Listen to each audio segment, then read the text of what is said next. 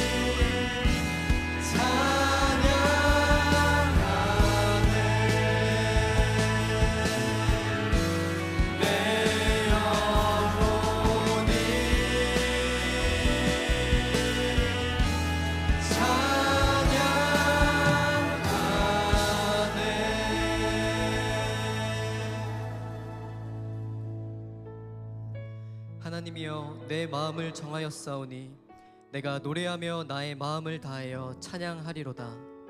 하나님이여, 주는 하늘 위에 높이 들리시며 주의 영광이 온 땅에서 높임 받으시기를 원하나이다. 아멘. 하나님 아버지, 지금 이 시간 우리가 마음을 정하여 온 마음을 다해 주님을 노래하며 찬양합니다. 하늘 위에 높이 들리시는 주님, 온 땅에 주의 영광이 충만하기를 소망하오니 이 자리에 임재하사 우리의 경배를 기뻐 받아주시고 영광과 존귀를 홀로 받아 주옵소서. 예수님의 이름으로 기도드립니다. 아멘. 주님이 제자들에게 가르쳐주신 주기도문을 공동체의 고백으로 올려드리겠습니다. 하늘에 계신 우리 아버지여, 이름이 거룩히 여김을 받으시오며 나라가 임하시오며 뜻이 하늘에서 이루어진 것 같이 땅에서도 이루어지이다. 오늘 우리에게 일용할 양식을 주시옵고 우리가 우리에게 죄 지은 자를 사하여 준 것 같이 우리 죄를 사하여 주시옵고 우리를 시험에 들게 하지 마시옵고 다만 악에서 구하시옵소서. 나라와 권세와 영광이 아버지께 영원히 있사옵나이다. 아멘.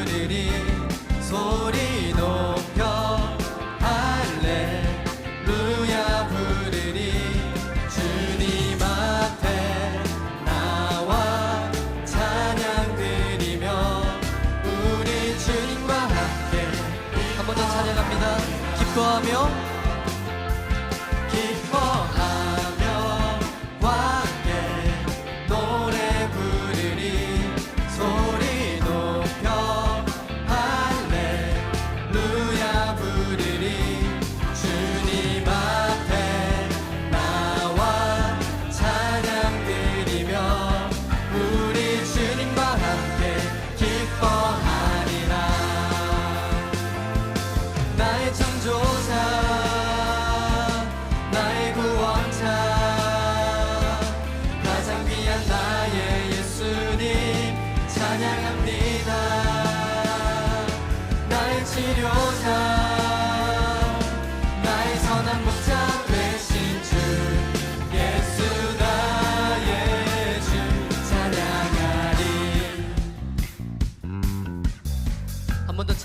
찬양하리라. 기뻐하며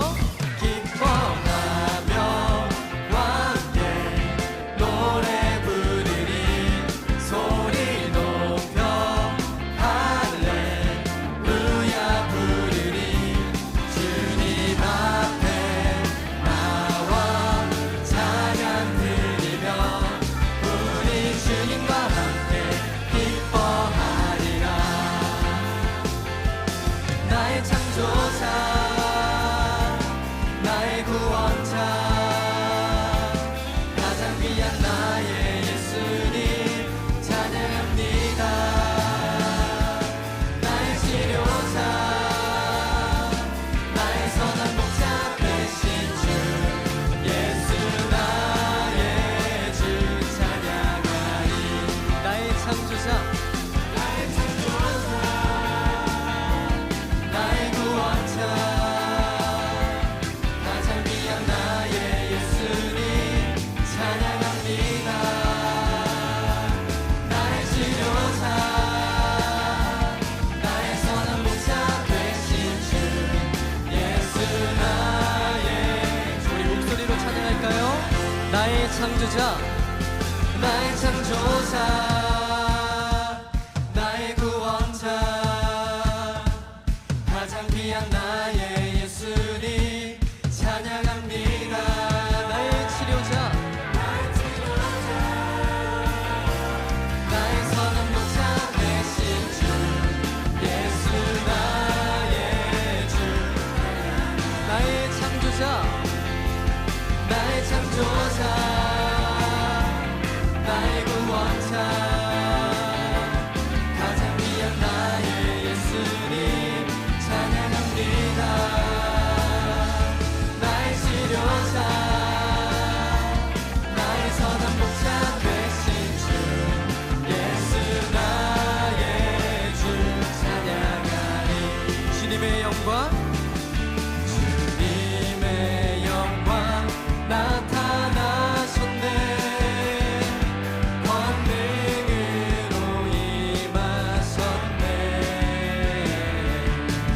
죽음에서 날 살리신 주 성령 놀라우신 주 하나님. 할렐루야 주의 나라가 할렐루야 임하소서. 걷게들이 나는 선포하리. 만왕의 왕 예수 주의 나라. 주님의 영광 주님의 영광 나타나셨네. 권능으로 임하셨네. 죽음에서 날 살리신 주 성령 놀라우신 주 하나님. 할렐루야 주의 나라가 할렐루야 임하소서. 걷게들이 나는 선포하리. 만왕의 왕 예수 주의 나라 임하시네. 나는 선포하리. 나는 선포하리. 만왕의 왕 예수 주의 나라. 우리 마지막으로 찬양합니다. 나는 선포하리. 나는 선포하리. 만왕의 왕 예수 주의 나라 주의 나라 임하시네. 주의 나라 임하시네. 주의 나라 임하시네.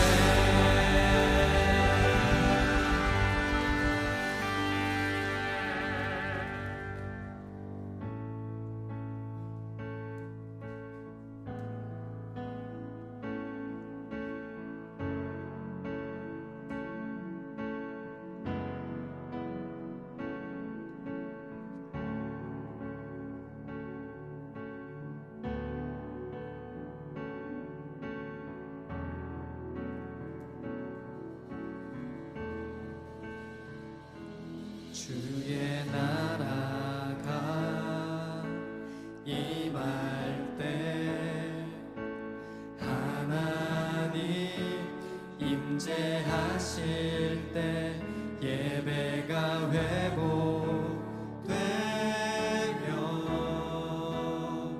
기적은 일어나네.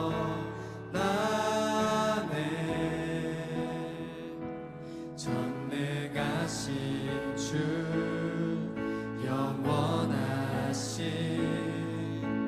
능력의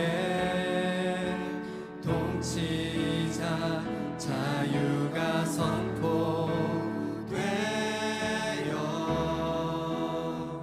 주 백성 돌아오네.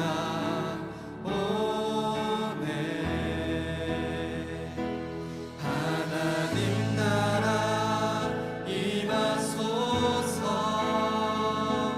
영광과 존귀 능력과 위엄 놀라운 사랑의 기적의 하나님 지금 이곳에 오소서.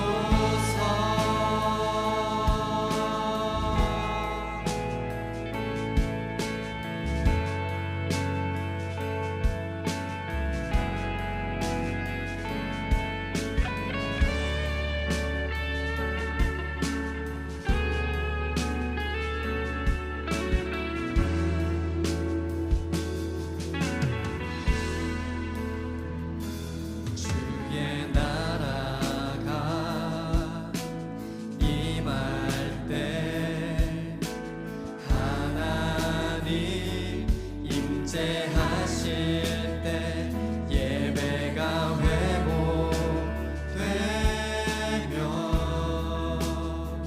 기적은 일어나네. 전능하신 주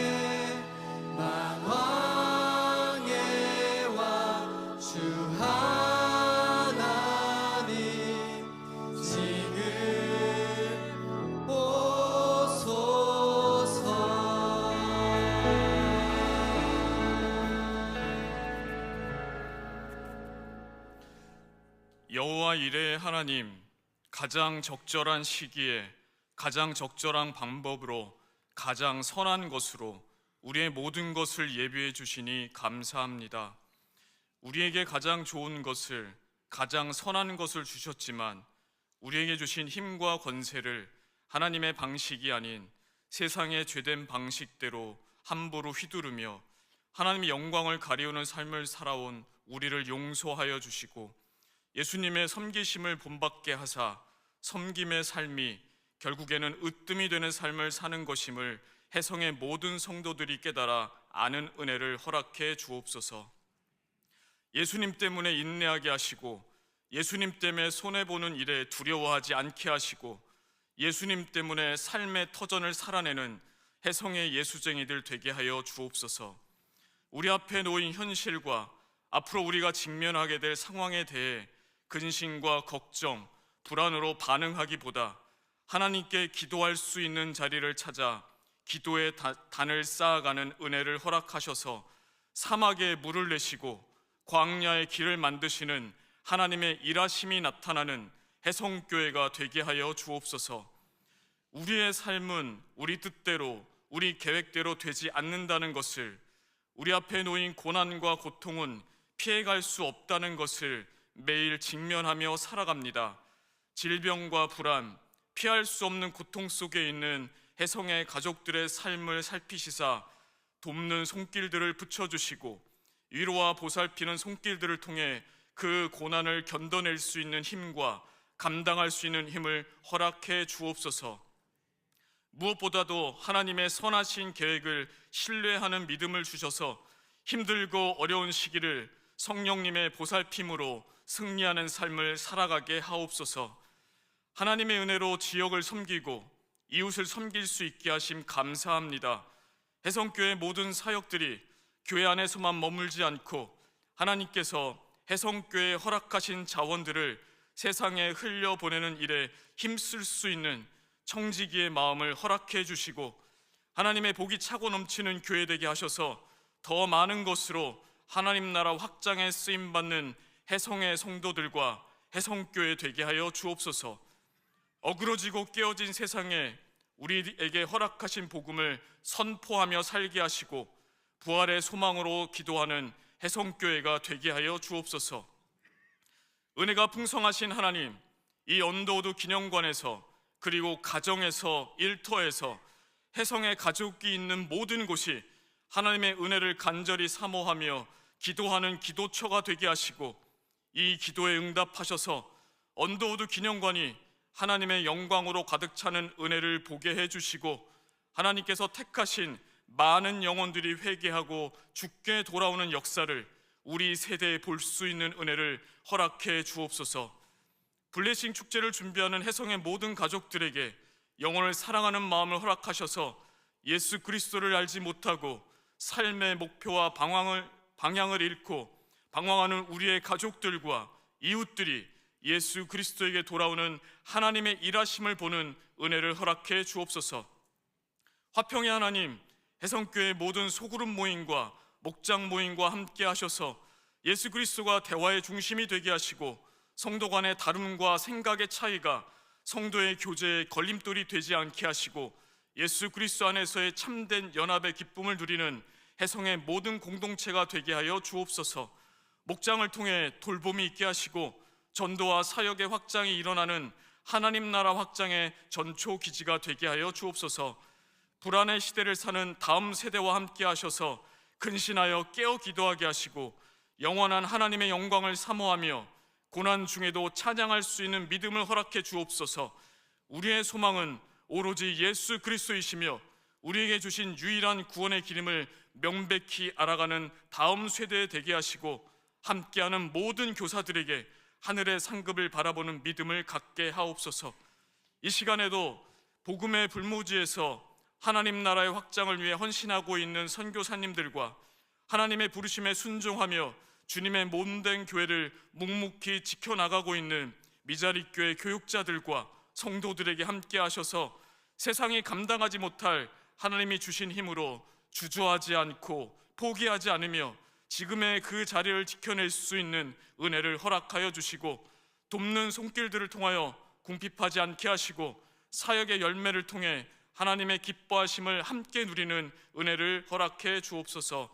하나님보다 앞서지 않고 하나님이 보여주시는 구름 기둥과 불 기둥에 맞춰 하나님께만 시선을 고정하고 하나님이 하시는 일을 잠잠히 바라볼 수 있는 믿음의 길을 걷는 해성교회가 되기를 소망하오니 오늘 들려지는 말씀에 순종과 경외함으로 반응하게 하시고 마음과 뜻과 힘을 다해 그 말씀에 복종하며 사는 은혜를 허락해 주옵소서. 이 시간 성령 하나님이 우리 모두에게 역사하시기를 소망하오며 예수님 이름으로 기도드립니다.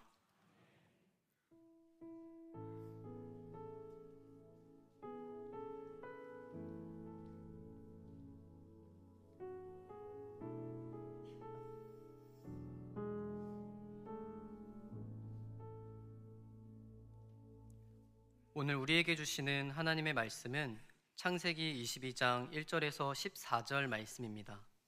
화면을 참고하시어 교독하겠습니다. 그 이후에 하나님이 아브라함을 시험하시려고 그를 부르시되 아브라함아 하시니 그가 이르되 내가 여기 있나이다. 여호와께서 이르시되 내 아들 내 사랑하는 독자 이삭을 데리고 모리오 땅으로 가서 내가 내게 일러준 한 산 거기서 그를 번제로 드리라. 아브라함이 아침에 일찍 일어나 나귀의 안장을 지우고 두 종과 그의 아들 이삭을 데리고 번제에 쓸 나무를 쪼개어 가지고 떠나 하나님이 자기에게 일러주신 곳으로 가더니 제3일에 아브라함이 눈을 들어 그곳을 멀리 바라본지라. 이에 아브라함이 종들에게 이르되 너희는 나귀와 함께 여기서 기다리라. 내가 아이와 함께 저기 가서 예배하고 우리가 너희에게로 돌아오리라 하고 아브라함이 이에 번제 나무를 가져다가 그의 아들 이삭에게 지우고 자기는 불과 칼을 손에 들고 두 사람이 동행하더니 이삭이 그 아버지 아브라함에게 말하여 이르되 내 아버지여 하니 그가 이르되 내 아들아 내가 여기 있노라. 이삭이 이르되 불과 나무는 있거니와 번제할 어린 양은 어디 있나이까. 아브라함이 이르되 내 아들 번제할 어린 양은 하나님이 자기를 위하여 친히 준비하시리라 하고 두 사람이 함께 나아가서 하나님이 그에게 일러주신 곳에 이른지라. 이에 아브라함이 그곳에 제단을 쌓고 나무를 버려놓고 그의 아들 이삭을 결박하여 제단 나무 위에 놓고 손을 내밀어 칼을 잡고 그 아들을 잡으려 하니 여호와의 사자가 하늘에서부터 그를 불러 이르시되 아브라함아 아브라함아 하시는지라. 아브라함이 이르되 내가 여기 있나이다 하매 사자가 이르되 그 아이에게 내 손을 대지 말라. 그에게 아무 일도 하지 말라. 내가 내 아들 내 독자까지도 내게 아끼지 아니하였으니 내가 이제야 내가 하나님을 경외하는 줄을 아노라. 아브라함이 눈을 들어 살펴본즉 한 순양이 뒤에 있는데 뿔이 수풀에 걸려 있는지라. 아브라함이 가서 그 순양을 가져다가 아들을 대신하여 번제로 드렸더라. 아브라함이 그 땅 이름을 여호와 이레라 하였으므로 오늘날까지 사람들이 이르기를 여호와의 산에서 준비되리라 하더라. 아멘.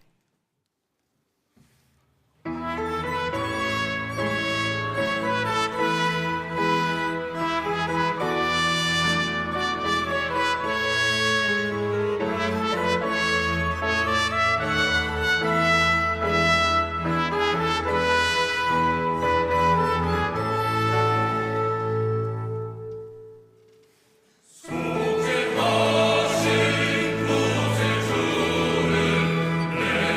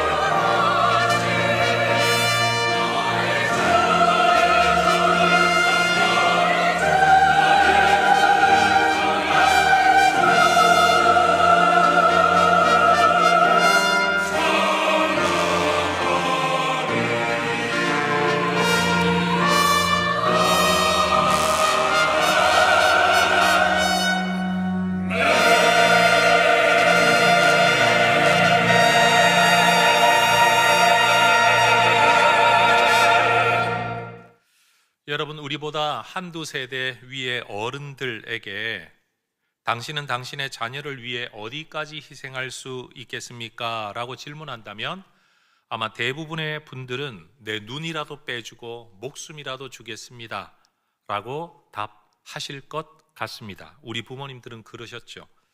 자녀를 향한 부모의 사랑은 문화적이거나 사회적이라기보다는 본능적인 것이라 굉장히 강렬한 것 같습니다. 그래서 역사상 어느 시대이든지 어느 나라 어느 민족이든지 자녀를 위해 목숨을 내놓은 부모님들의 희생의 이야기를 우리는 쉽게 들을 수 있습니다. 그리고 전 세계 모든 사람들이 공감하는 감정 가운데 하나가 부모, 특히 어머니의 사랑에 대한 기억인 것 같습니다.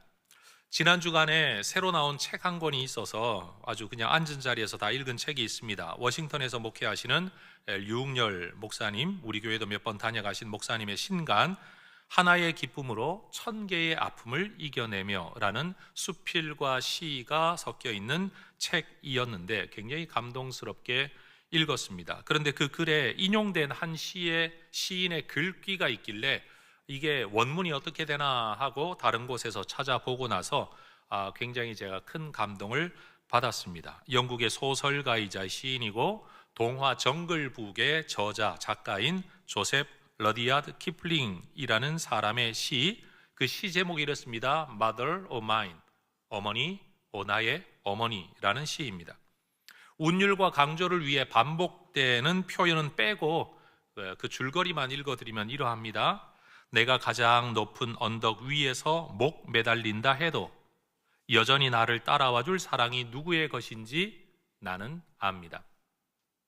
내가 가장 깊은 바다에서 빠져 죽는다 해도 나에게 흘러와 줄 눈물이 누구의 것인지 나는 압니다.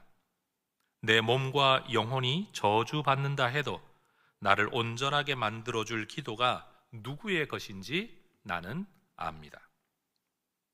여러분, 우리는 한 사람의 자녀로서 우리 어머니들의 그 희생과 헌신을 잘 알고 있기 때문에 이 시를 읽으며 우리는 크게 공감합니다. 그런데 제가 이 시를 읽다가 갑자기 엉뚱한 생각을 하게 되었습니다. 자녀 입장에서 우리 어머니, 우리 부모님을 생각하면 큰 감동이 되는데 내가 부모의 입장에서 갑자기 이 시를 읽으니까 숨이 팍 막히는 거예요.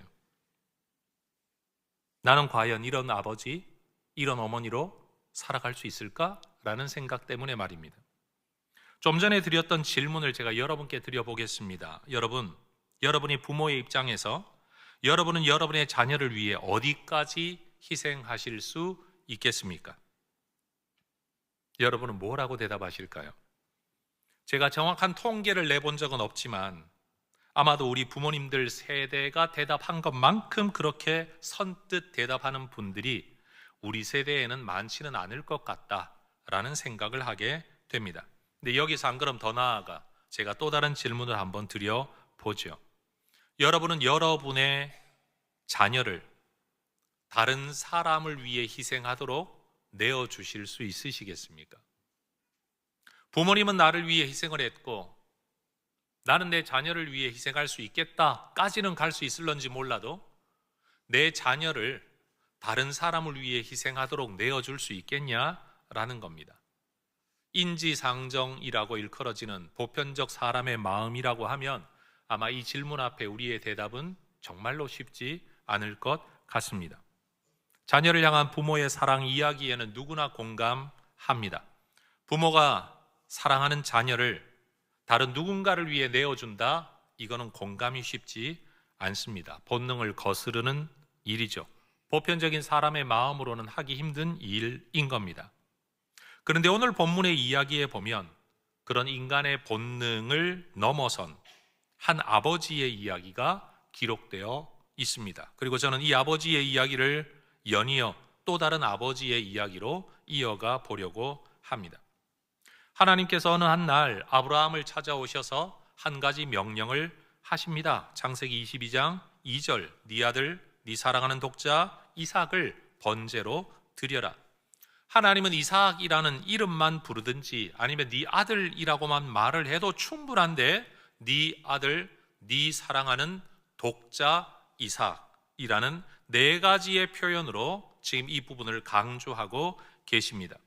너의 아들이라고 말함으로써 아브라함과 그가 어떤 관계를 맺고 있는지를 보여주시고, 네가 사랑하는 이라는 표현을 통해 단순한 관계를 넘어선 적극적인 애정의 관계임을 보여주시고, 독자라고 말씀하심으로써 이 존재가 유일한 존재요, 대체 불가능한 존재라는 것을 말씀하시고, 이삭이라는 이름을 구체적으로 부르심으로써 그 존재를 구체적으로 딱 집어 말씀하고 계신 겁니다.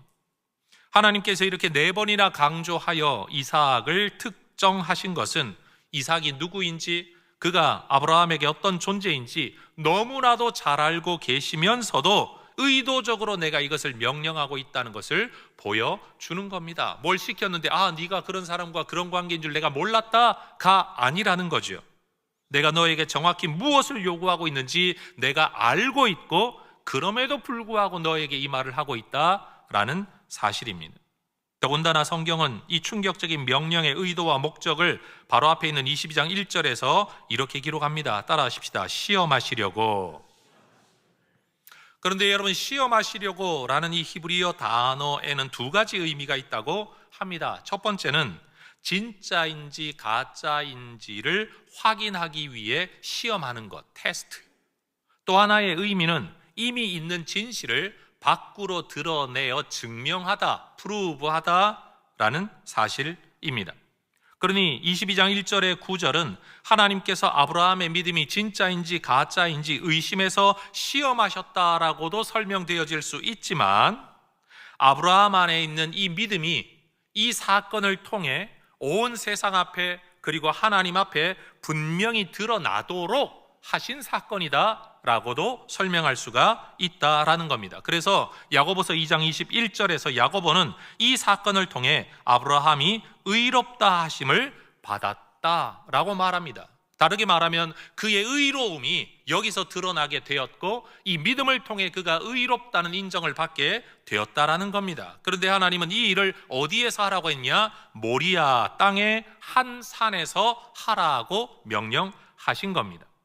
모리아라는 지명은 라아라는 보다라는 뜻을 가지고 있는 히브리어에다가 야훼 또는 여호와라고 일컬어지는 하나님의 이름의 축약형인 야가 붙어서 모리야가 된 겁니다. 훗날 여러분, 오늘 본문의 사건의 주인공인 아브라함은 이 22장의 사건을 기억하기 위해 이 지명에다가 하나의 별명을 붙입니다. 후대의 사람들은 그 표현을 이어받아 사용하게 되었는데, 그 단어 표현이 바로 여호와 이레입니다. 그런데 여러분, 여호와는 하나님의 이름인데 이레는 뭐냐? 이레라는 단어 역시 라, 보다라는 뜻에서 파생한 단어입니다. 그래서 여러분, 이레라고 말을 하면 여러분, 하나님께서 보시는 곳, 능동형으로 말하면 보시는 곳, 수동형으로 말하면 하나님께 보여진 곳이라는 의미를 가지게 되죠.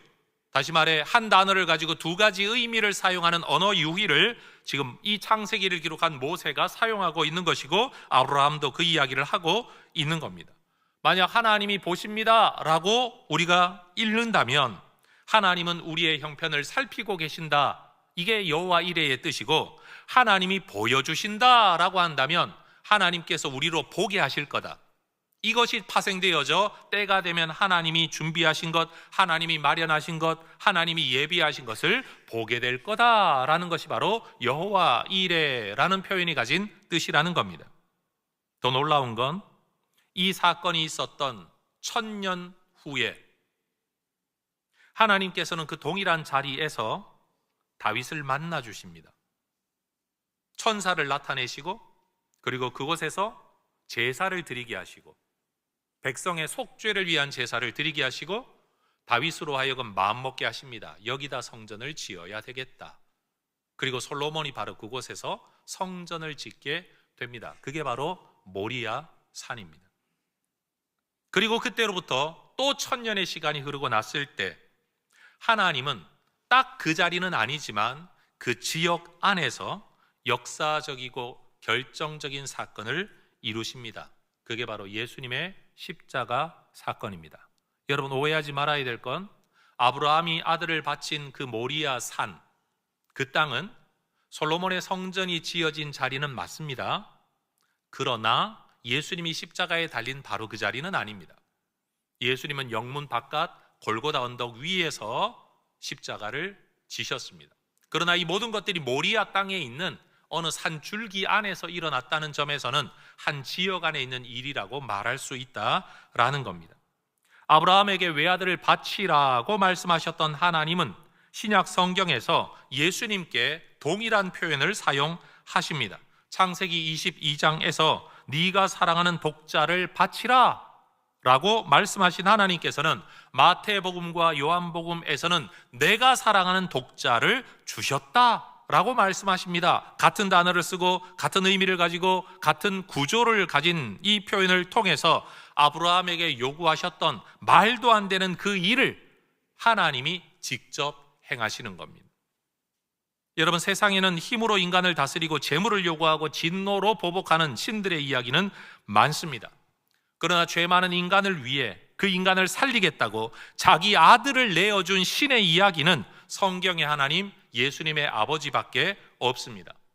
우리는 성경을 읽으며 창세기 22장을 읽으면서 이런 생각을 가집니다. 어떻게 이런 하나님을 믿을 수 있나? 하나밖에 없는 자기 아들을 죽이라고 말하는 이런 하나님이 어떻게 사랑의 하나님이고 좋은 하나님이냐? 이런 명령을 하는 하나님을 어떻게 믿을 수 있느냐? 우리는 물음표를 가지게 됩니다. 그러나 이 성경을 더 많이 읽어가 예수님의 십자가 이야기까지 읽고 나면 우리는 이런 생각을 하게 되죠. 어떻게 자기 아들까지 내어주신 하나님을 믿지 않을 수 있느냐? 그래서 여러분, 창세기 본문에는 아브라함과 이삭이 모리아산을 향해 올라가는 이 길이 묘사되어 있는데, 여러분, 이 사건의 묘사 안에서 우리는 예수님의 사건을 보게 되는 겁니다. 3일이라는 이 표현, 예수님이 무덤에 계셨던 3일과 정확하게 연결이 됩니다. 사실은 이 제사를 드리기 위해 출발한 3일 전, 여러분, 이삭은 나무찜을 지고 따라가고는 있지만 사실 아버지 아브라함의 마음속에서는 이 아들은 이미 죽은 아들입니다. 제물로 바치겠다고 결단하고 그 길을 가고 있기 때문입니다. 여러분, 이삭은 아버지의 뜻을 따라 번제 나무를 지고 산에 오릅니다. 예수님 역시 아버지가 지워준 그 십자가의 나무를 지고 산에 오릅니다. 아브라함은 사흘길을 따라온 종들을 떨어뜨려 두고 아들과 단 둘이 산 위에 올라가 제사하겠다라고 하면서 그들에게 이렇게 말을 합니다. 따라하십시다. 우리가 돌아오리라. 다시요. 우리가 돌아오리라. 만약에 아들을 제물로 바치는 제사라고 한다면 함께 올라가 아들은 죽이고 내가 돌아올 거야, 나는 돌아오리라, 이렇게 말해야 맞는 말 아닙니까? 그런데 아브라함은 뭐라고 말을 하느냐? 우리가 돌아올 거라고 말을 합니다. 아브라함 자신은 하나님의 지시를 따라 아들 이삭을 분명히 제물로 바칠 겁니다. 자기 손으로 죽일 겁니다.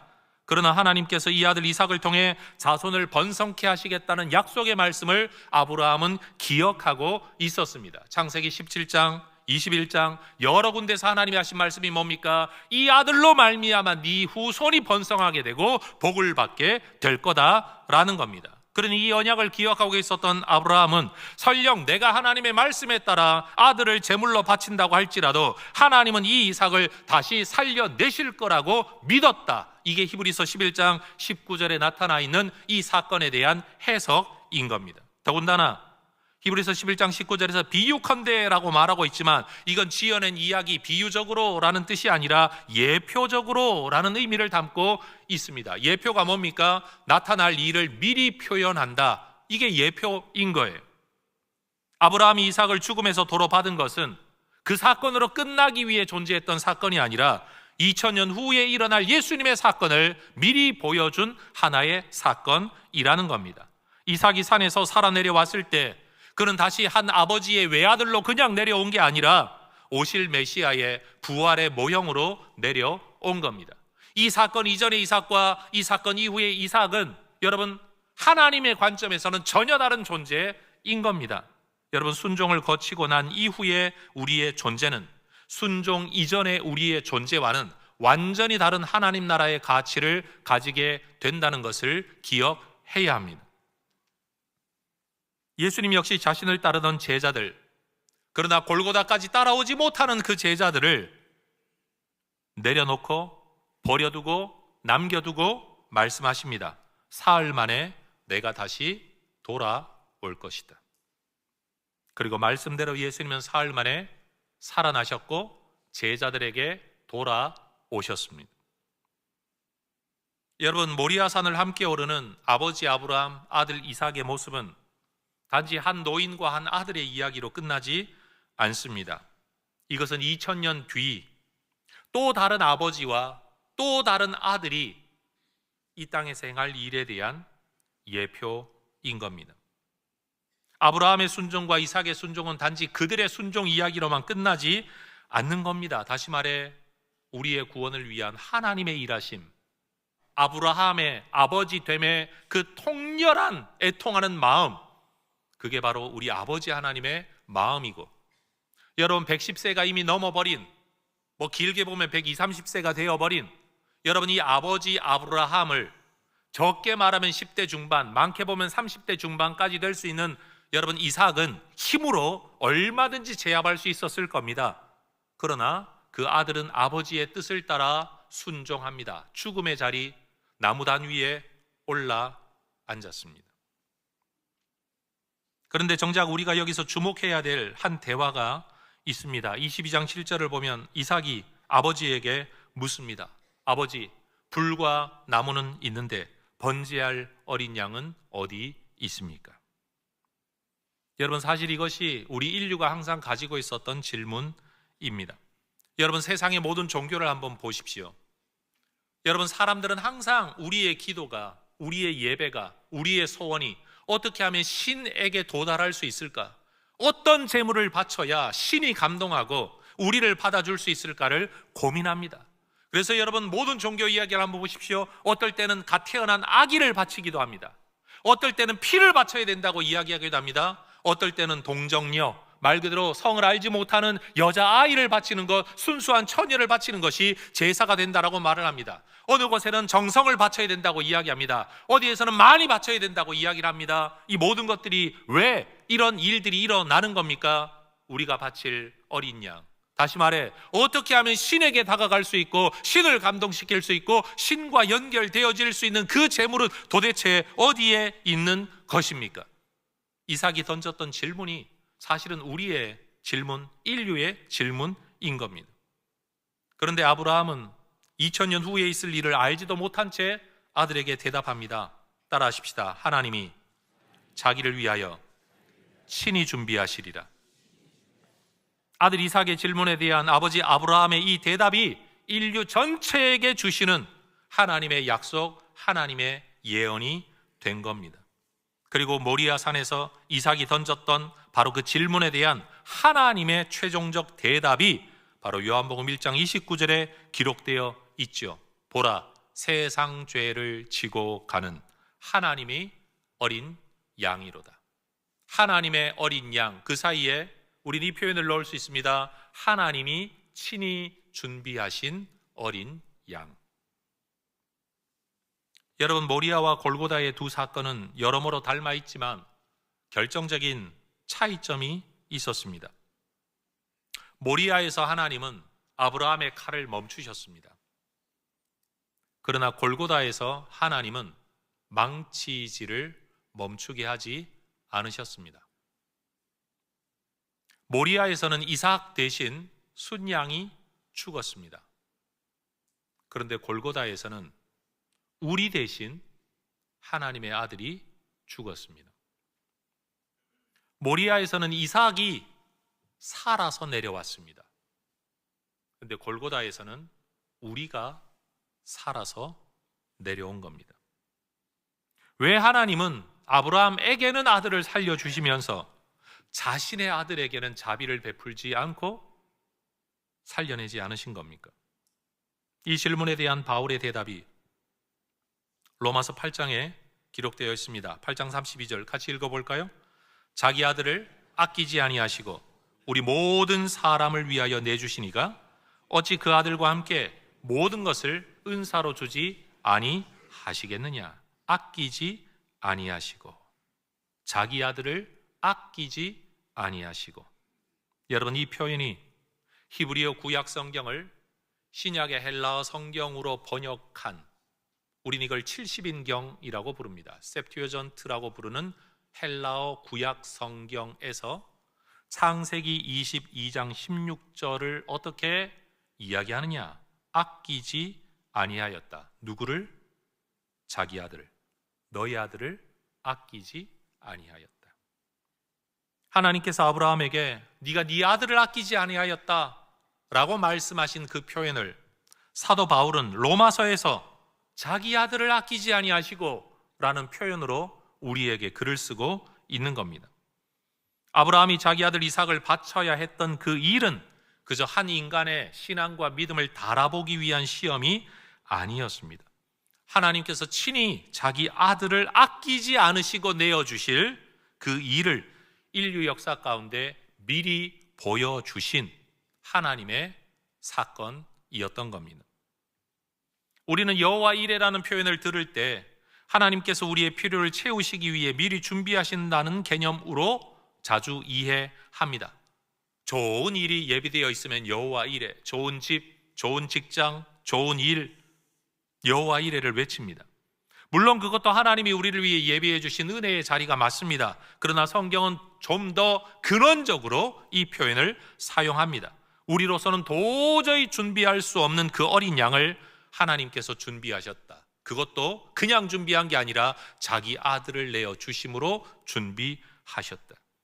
우리의 가장 깊은 문제, 죄와 죽음의 문제를 하나님이 자기 아들의 피로 해결하셨다라는 겁니다. 그러니 우리가 여호와 이레를 외치며 찬양해야 될 자리는 어떤 자리냐 하면 그저 내 필요가 채워지는 자리가 아니라 예수님 앞에 설 때마다 우리는 여호와 이레를 외쳐야 되는 겁니다. 임마누엘이 예수님의 이름이었던 것처럼 사실은 여호와 이레도 우리 예수님의 이름인 겁니다. 여러분, 우리가 하나님의 말씀에 순종할 때 하나님께서는 그 일에 필요한 모든 것을 미리 준비하십니다. 순종할 때 준비하십니다. 순종하지 않으면 준비하셨어도 보지 못합니다. 여러분, 이것이 제 인생에는 얼마나 큰 신앙의 중요한 주제인지 모릅니다. 하나님이 내게 아무리 많은 은혜와 역사를 준비하셨더라도 내가 순종의 길을 걷지 아니하면 볼 수 없다. 내가 가만히 있는데 하나님 역사가 찾아오는 게 아니라 순종할 때 예비하신 일을 볼 수 있다. 순종할 때 채우시는 것을 볼 수 있고 순종할 때 허락하시는 능력을 우리는 보게 될 것이다. 그래서 여러분, 우리는 이 산에서 일어났던 두 개의 사건, 다시 말해 두 아버지와 두 아들의 이야기 앞에서 우리에겐 이런 질문이 남게 되는 겁니다. 우리는 이 사건 앞에서 어떻게 반응해야 하는가? 네 가지로 정리하고 싶습니다. 첫 번째, 여러분, 우리는 사랑받지 못할 존재, 사랑받을 만한 가치가 없는 존재라는 자기 가책 자책을 떨쳐버리고 예수 십자가에서 나타난 하나님의 사랑을 받아들여야 할 것입니다. 따라하십시다. 하나님의 사랑을 받아들여야 합니다. 심지어 예수를 믿고 사는 성도들 가운데도 나는 여전히 사랑받을 만한 자격이 없다. 왜 이런 나에게 은혜를 베푸실까? 자책감 또는 자기 연민에 빠지는 성도들이 있습니다. 그런데 로마서 5장 8절에서 성경은 분명히 말합니다. 우리가 아직 죄인 되었을 때에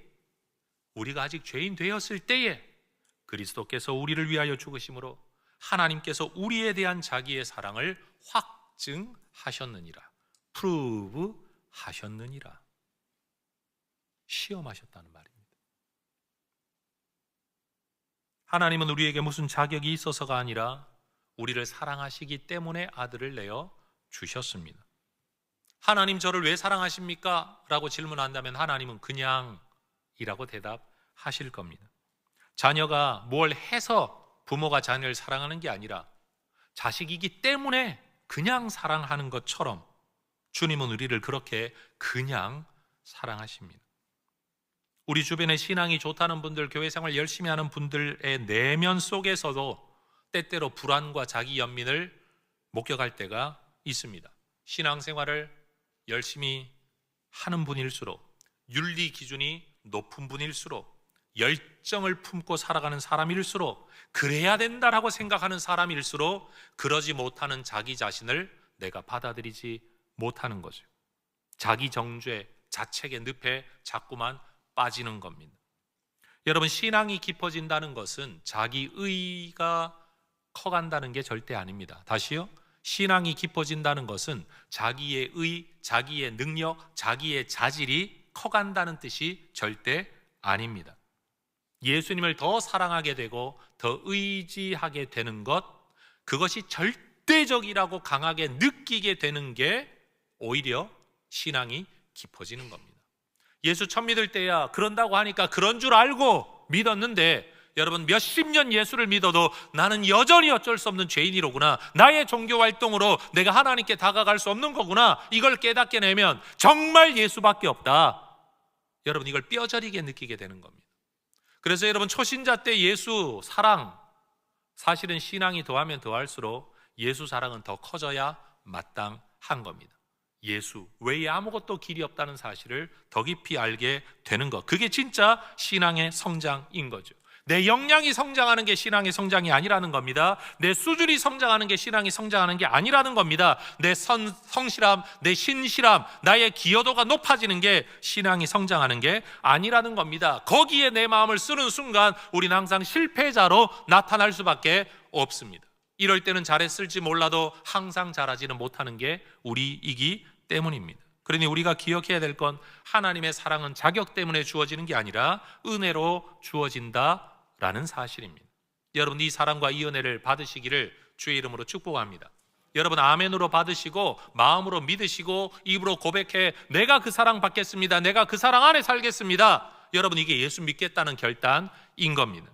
두 번째, 우리가 하나님의 사랑을 받은 자들로 이 땅을 살아가는 동안에 여전히 우리 눈에는 하나님의 예비하심이 보이지 않습니다. 그럴 때도 우리는 여전히 우리를 위해 일하고 계신 여호와 이레의 하나님을 신뢰해야 합니다. 아브라함이 사흘길을 가는 동안, 모리아산 위를 올라가는 동안 하나님은 침묵하셨습니다. 그런데 마지막 결정적 순간 주님이 말씀하시고 나니 22장 13절에 보면 그가 눈을 들어 살펴본 즉 한 숫 양이 뒤에 있었다라고 말합니다. 따라하십시다. 뒤에 있는데, 다시요, 뒤에 있는데. 뒤에 있긴 한데 그냥 있는 게 아니라 그것도 수풀에 걸려 오도 가도 못하고 딱 그 자리에 있는 겁니다. 아브라함이 미처 순양을 보지 못했을 수도 있습니다. 제가 항상 말하는 약간 짓궂은 질문입니다. 여러분, 이 순양은 언제 그 수풀에 와서 걸렸을까요? 1번, 아브라함이 이 산에 올라오기 전에, 2번, 나무 장작을 쌓을 때, 3번, 이삭을 그 위에 눕힐 때, 4번, 칼을 들어가지고 내려치려고 하는 그 순간. 저는 답을 모릅니다. 그런데 중요한 건, 혹시 이 모든 일의 전개 과정 속에서 순양이 있었다 한들, 미리 그 자리에 수풀에 걸려 있었다 한들, 아브라함에게 그 순양이 무슨 상관이 있을까요? 내가 바쳐야 될 재물은 아들이지 순양이 아닌 겁니다.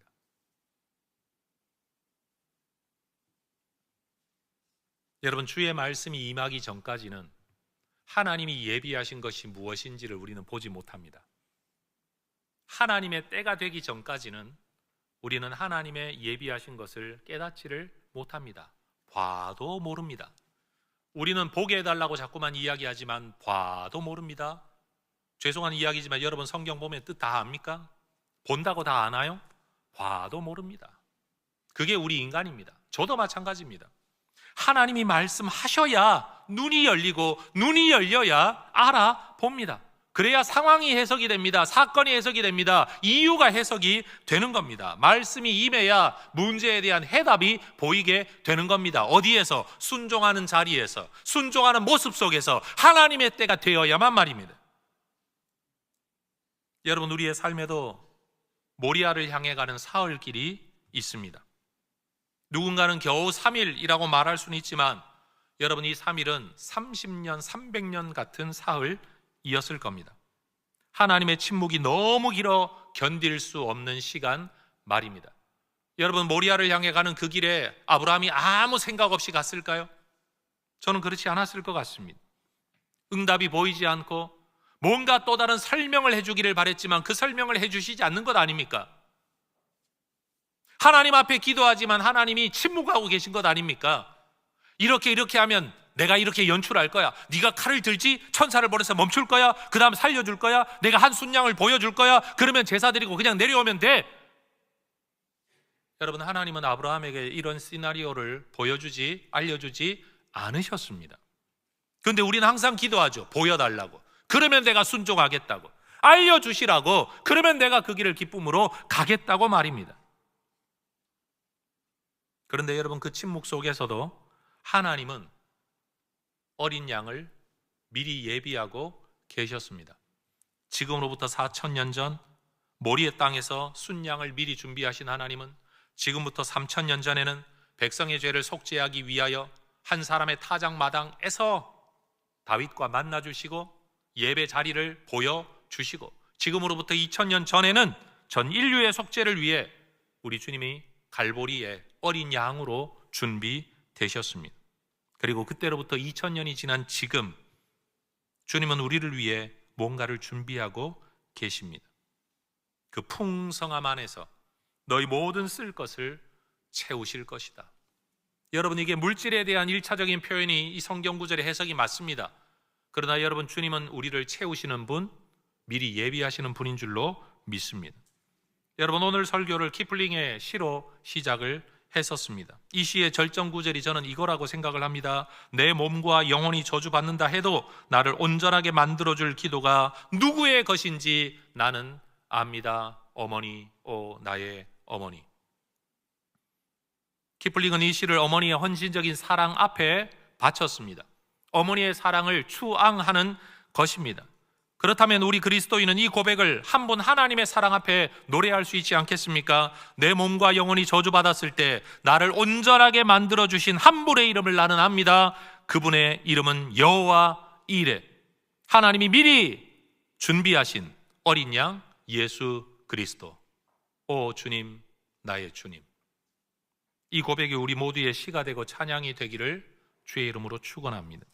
세 번째요, 우리는 그렇게 자기 아들도 아끼지 않으신 사랑의 하나님, 순종하신 예수님 때문에 구원을 받고 사랑을 받은 사람들입니다. 이 사랑의 크기를 우리가 깨닫는다고 한다면 그 깨달음의 크기만큼이나 우리는 다른 사람을 사랑하는 사람이 되어야 할 것입니다. 따라하십시다. 우리도 서로 사랑하는 것이 마땅하도다. 주님이 우리를 사랑하셨으니 너희도 서로 사랑하는 것이 마땅하다. 여러분, 신앙의 성장은 성경 지식의 성장만을 의미하는 게 아닙니다. 신앙의 성장은 사랑의 성장이어야 합니다. 능력이 성장한다. 어떤 능력이 성장해야 될까요? 사랑의 능력이 성장해야 할 겁니다. 우리가 평생 동안 성장해야 될 성장의 영역이 있다면 그것은 바로 사랑이어야 합니다. 사랑이란 단어가 너무 추상적이나 포괄적이거나 오염되어 있어서 여러분, 이것이 잘 이해가 안 된다고 한다면 제가 표현을 이렇게 바꿔보겠습니다. 충분한 자격과 능력이 없음에도 불구하고 하나님께 용납받은 자로서 우리도 다른 사람들에게 자격과 능력을 요구하기보다 존재 그대로 누군가를 좀 더 용납할 수 있는 그런 사람들이 되기를 축복합니다. 세상은 기준과 자격을 따집니다. 그러나 우리의 부모님들은 우리의 기준과 자격을 따지지 않고 존재 그대로 내 아들, 내 딸이라는 존재로 우리를 품어 주십니다. 우리 주님이 그러십니다. 그렇다면 우리도 세상을 향해 좀 더 허용적인 능력과 역량과 기준과 조건을 따지지 않고 있는 그대로를 우리가 좀 더 받아 주어야 하지 않겠습니까? 여러분, 이런 일이 우리에게 얼마나 어려운 일인지 모릅니다. 죄성을 가진 우리, 예수 믿으면서도 우리는 하나님 앞에 나와 고백합니다. 하나님, 은혜 아니면 설 수 없습니다. 살아갈 수 없습니다. 나는 그 은혜를 고백하면서 나의 무능력함 앞에서 하나님의 사랑을 붙들고 있는데 내 주변에 있는 사람들이, 우리가 볼 때 자격 없는 누군가가, 자격 없는 목사가, 자격 없는 장로가, 자격 없는 그리스도인들이 우리가 볼 때 손가락질할 만한 연약한 사람들이 은혜 아니면 살아갈 수 없습니다 라고 노래하고 기도하면 우리는 그 사람들 또 손가락질합니다. 저 가증스러운 것들, 이중인격자들. 어찌 보면 우리는 이 땅을 살면서 자기만의 우상이 다 있는 것 같습니다. 아빠는 이래야 된다, 엄마는 이래야 된다, 남편은 이래야 된다, 아내는 이래야 된다, 자식은 이래야 된다, 목사는 이래야 되고, 장로는 저래야 되고, 해야 되고, 해야 되고, 해야 되고, 해야 되고. 근데 이 땅에 누구도 그 기준대로 못 삽니다. 그런데도 우리는 그 기준을 요구하고 들이댑니다. 한 신화에 나오는 이야기가 있지 않습니까? 철침대 위에 사람을 뉘어서 더 길면 잘라버리고, 여러분 짧으면 늘여놓고, 이걸 기준으로 삼는, 여러분 그런 이야기처럼 오늘날 사람들은 모두가 자기 생각 속에 철침대를 가지고 있어가지고 이걸 넘치는 사람은 과하다고 잘라내고 모자라는 사람은 맞아야 된다고 늘리고 있습니다. 이게 오늘날 우리 인간의 삶입니다. 그런데 이런 인간 세상 속에 주님은 말씀하십니다. 구원의 자격을 요구하지 않습니다. 짧으냐 기냐를 따지지 않습니다. 주님 은혜 안에 들어오는 모든 자들에게 주님은 구원을 주시고 은혜를 주시고 용납과 허용과 사랑을 주십니다. 여러분 세상 어디에서 우리가 이렇게 받아들여질 수 있을까요?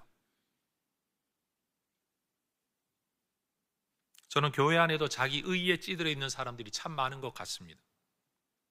목사라면 이래야지, 틀린 말은 아닙니다. 그렇죠? 틀린 말은 아니에요. 근데 동일한 기준을 제가 여러분에게 요구할 수 있죠. 장로라면 이래야지. 만약 두 사람이 붙어 싸우면 누가 이길까요? 둘 다 루저입니다. 왜냐하면 둘 다 자기 기준대로, 요구대로 아무도 살아갈 수 없기 때문입니다. 여러분 부부 싸움하면 이기는 사람이 있습니까? 없습니까? 없습니다. 누가 남편답게, 누가 아내답게 남한테 정말 떳떳하게 살아갈 수 있는 사람이 누가 있습니까? 없습니다. 우리가 가지고 있는 어떤 기준으로도 나 하나 만족시키지 못하는 게 인간입니다. 바로 이런 이유가 우리가 매일 모리아산을 올라야 될 이유이고, 성전산을 올라야 될 이유이고, 골고다 십자가 앞에 나아가야 될 이유입니다. 우리는 사랑, 은혜로 용납받은 사람이다. 이걸 깨닫는 거죠. 여러분 죽어 마땅한 우리를 살려주신 그 은혜, 우리의 간사함과 거짓됨을 온 세상에 드러내어 우리를 부끄럽게 하고 모욕해도 마땅한 우리를 십자가 앞에서 뒤에서 우리를 숨겨주는 그 은혜 때문에 우리가 살아가는 겁니다.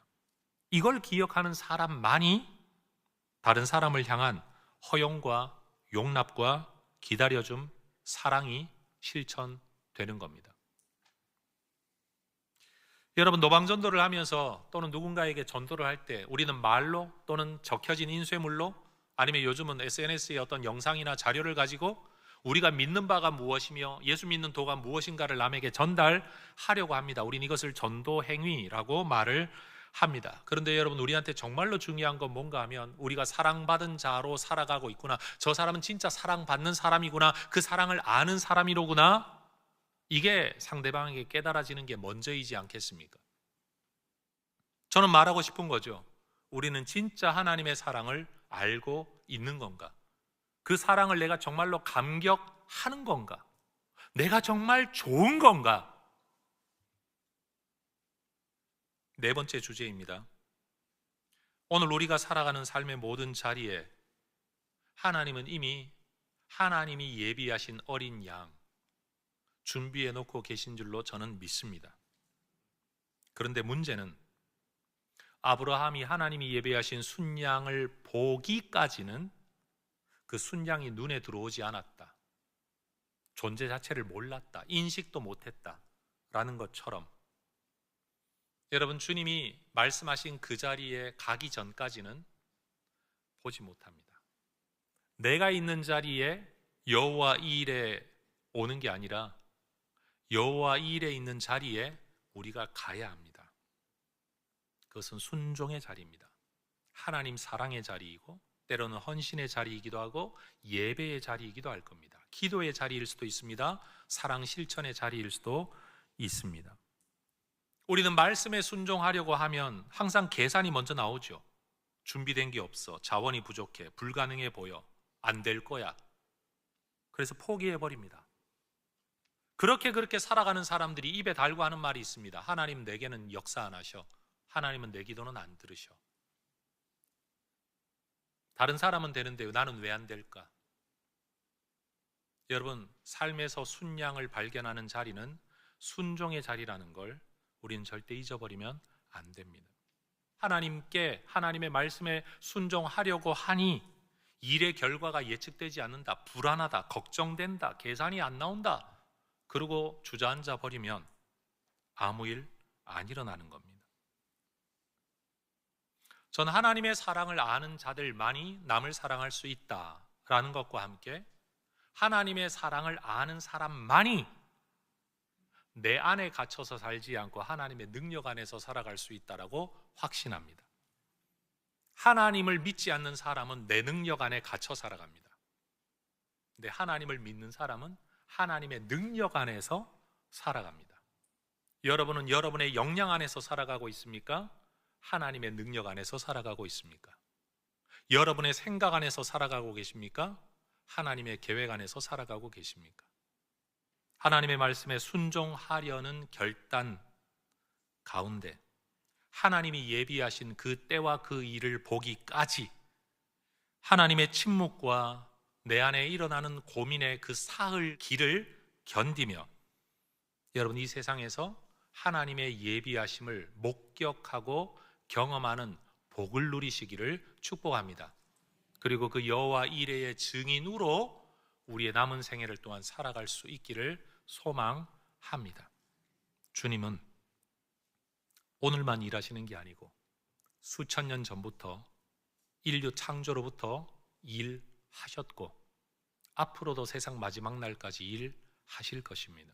주어진 말씀에 오늘 순종하고 살아가는 그것, 내일을 책임질 수 없는 우리가 주님을 또다시 붙들고 의지하는 것, 늘 그렇게 주님께 매여 있기를, 붙들려 있기를 주의 이름으로 축복합니다. 기도하겠습니다. 하나님 감사합니다. 이 아침 주님을 예배하는 주의 종들이 여호와 이레이신 예수님을 더 깊이 찬양하게 하옵소서. 예수님의 이름으로 기도합니다. 아멘.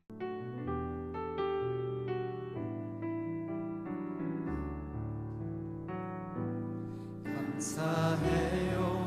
깨닫지 못했었는데 내가 얼마나 소중한 존재라는 걸 태초부터 지금까지 하나님의 사랑은 항상 날 향하고 있었다는 걸 고마워요. 그 사랑을 가르쳐준 당신께 주께서 허락하신 당신께 그리스도의 사랑으로 더욱 섬기며 이제 나도 세상에 전하리라. 당신은 사랑받기 위해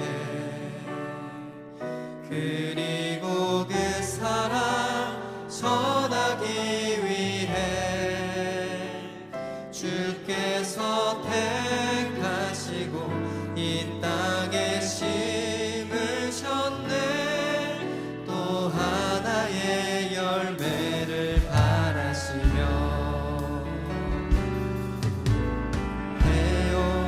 깨닫지 못했었는데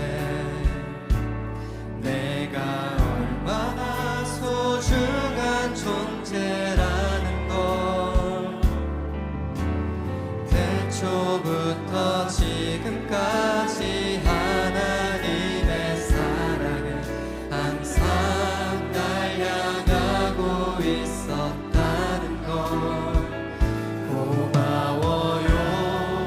그 사랑을 가르쳐준 당신께 주께서 허락하신 당신께 그리스도의 사랑으로 더욱 섬기며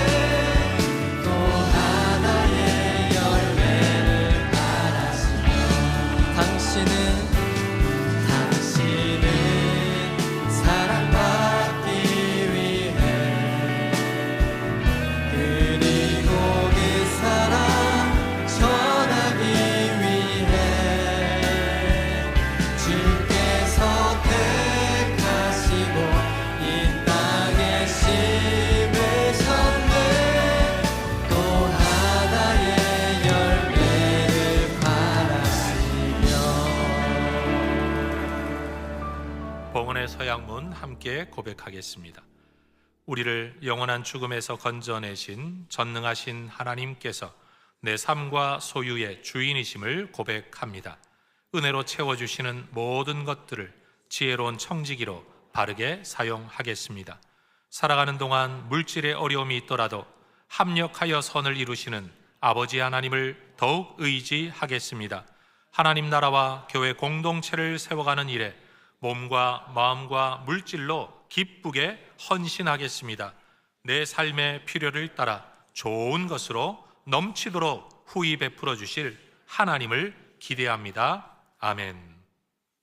주 예수 그리스도의 은혜와 아버지 하나님의 사랑과 성령 하나님의 역사하시고 교통하시고 깨우치시고 힘주시고 우리를 보다듬어 주시는 그 모든 역사가 주의 사랑을 깊이 깨닫고 우리 아버지 하나님의 사랑 앞에 굴복하며 그 예수가 여호와 이레이심을 믿고 그 주님과 동행하는 삶이 되기를 원하는 우리 모든 믿음의 백성들 위에 이제와 영원토록 함께 있을지어다. 아멘.